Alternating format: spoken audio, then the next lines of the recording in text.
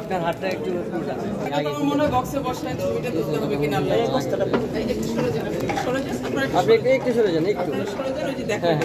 একটু তুলে নেন তারপর আমরা বক্সে জি জি হ্যাঁ হ্যাঁ তাহলে আমরা সরে যাই একটা বস্তা তো দিয়ে যায় ওকে এই জীবন ভাই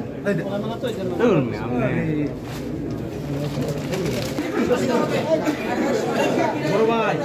এই আসতে রুবেল ভাই দেন দেন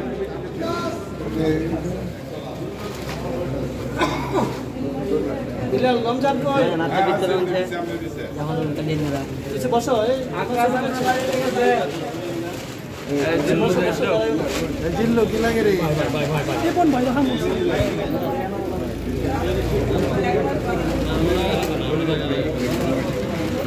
এই জিল্লো আর 2025 প্রায় 4 মাস 12 দিন পরে পাগলা মসজিদের দানবাক্স খোলা হলো। আপনারা জানেন সর্বশেষ এই দানবাক্সটি খোলা হয়েছিল 30 নভেম্বর 2024-এ। পাগলা মসজিদের রীতি অনুযায়ী প্রতি 3 মাস অন্তর এই দানবাক্সটি খোলা হয় এবং এই দানবাক্সের দেশ থেকে বিদেশ থেকে দূর দূরান্ত থেকে অনেকে এই মসজিদে আসেন তাদের ভালোবাসা থেকে এখানে দান করে যান এবং এই যে দানটি ওনারা করে যান সেটি কিন্তু জনকল্যাণে কাজে ব্যবহার করা হয়, এটা কিন্তু অন্য কোনো কাজে ব্যবহৃত হয় না। আমাদের এখানে মোট সিন্দুক ছিল 10টি এবং আজকে আমরা দেখেছি 28 বস্তা আমরা দানবাক্স থেকে অর্থ এবং অন্যান্য সামগ্রী পেয়েছি এবং এই সামগ্রীগুলোর যে টাকাগুলো গুনে আমরা আমাদের রূপালী ব্যাংকের যে শাখাটি আছে সেখানে জমা করে দেব পাগলা মসজিদে এবং স্বর্ণালঙ্কার রৌপ্য বা অন্যান্য বৈদেশিক মুদ্রা যেগুলো থাকবে এটা ট্রেজারিতে সংরক্ষণ করা হবে এবং পরবর্তীতে বিধি মোতাবেক এটার ব্যবস্থা করা হবে। এইখানে যে টাকাগুলো পাওয়া যায় সেই টাকাগুলো মূলত আমরা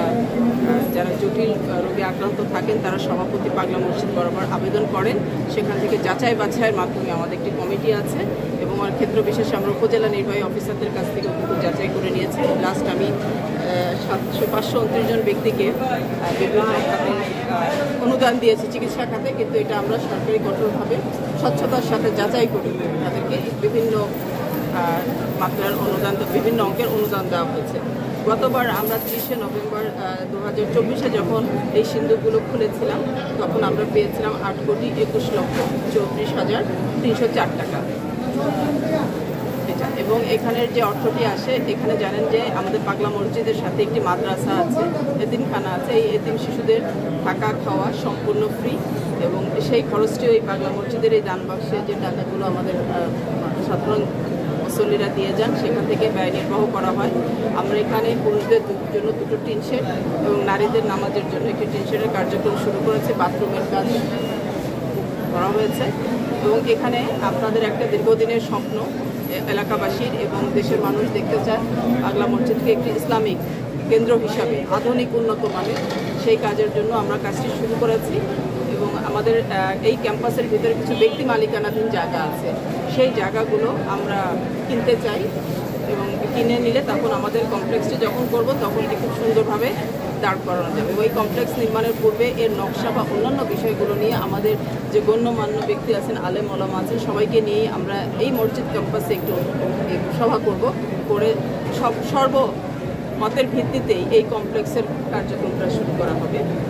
আপনারা জানেন এই মসজিদটি অনেক দিন স্থাপন হলো, এই মসজিদের কিন্তু কখনোই নামজারি করা হয়নি। এই প্রথম আমি আসার পরে দায়িত্ব নেওয়ার পরে যখন আমি এই কমপ্লেক্সের যখন দেখেছি আপনারা বারবার আমাদেরকে বলেন যে কী হচ্ছে, তখন দেখি এই জায়গার কোনো নামজারি করা হয়নি, খাজনা দেওয়া হয়নি গত 30 বছর। তো আল্লাহর রহমতে আমরা সেই খাজনা দিয়েছি মসজিদের অনুকূলে, যে জায়গাগুলো বিভিন্ন সময় ওয়াকফ বা দানের মাধ্যমে এসেছিল সেগুলো মসজিদের অনুকূলে সংরক্ষিত হয়েছে। আরেকটি বিষয় হলো যে আপনাদের জানার থাকে যে এই আমাদের অ্যাকাউন্টে কত টাকার স্থিতি আছে। আমাদের এই পর্যন্ত মানে আজকের দিনটি যদি বাদ দিই, মানে গতকাল পর্যন্ত যে আমাদের অ্যাকাউন্টে বিভিন্ন অ্যাকাউন্টে যে টাকাগুলো ছিল তার স্থিতি হলো 80,75,73,000 টাকা এই পর্যন্ত আছে।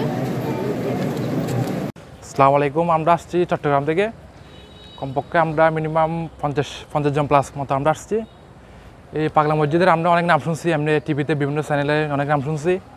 তাই আমাদের দীর্ঘদিন ধরে অনেক আশা ছিল এখানে আসবো, ঘুরবো, দেখবো এখানে কি আছে। তাই আমরা অনেক সবাই মিলে একটা আয়োজন করে আমরা সবাই এখানে আসছি আর কি। এখানে মাশাআল্লাহ এমনি দেখতে অনেক সুন্দর লাগলো, দেখতেছি মসজিদটা অনেক সুন্দর, পরিবেশটা এমনি অনেক সুন্দর আছে, মোটামুটি পরিবেশটা এমনি সুন্দর। আরও কিছু চাইলে অনেক উন্নত করা যায়, মসজিদটা নতুন করে বিভিন্ন উন্নয়ন কাজ করা যায়।